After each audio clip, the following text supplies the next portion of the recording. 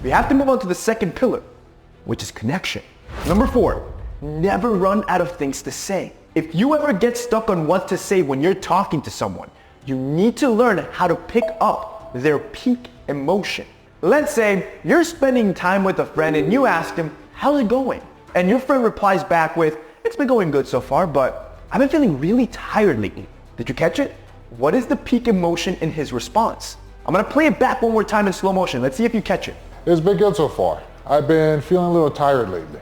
The peak emotion in the response is tired.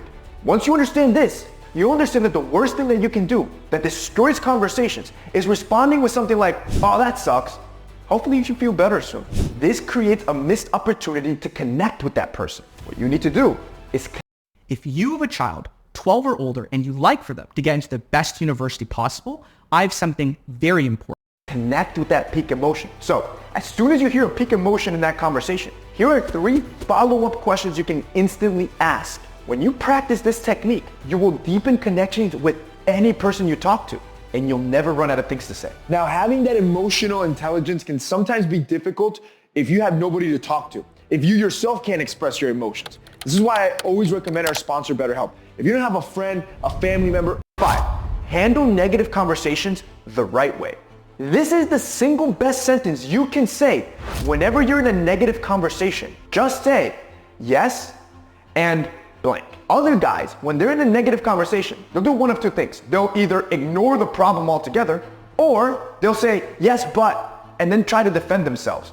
When you do this, you affect your ability to connect with someone. Instead of using yes, but, use yes, and steer the conversation into a positive direction. For example, let's say a girl says, oh, you never respond to my texts. You can respond, yes, and the reason for that is blank. Let's say a friend says, oh, you never swipe up on my stories. You could say something like, oh, yes, and the reason for that is I've been really busy at work. When you say yes, but, you reject their thoughts and you end the conversation.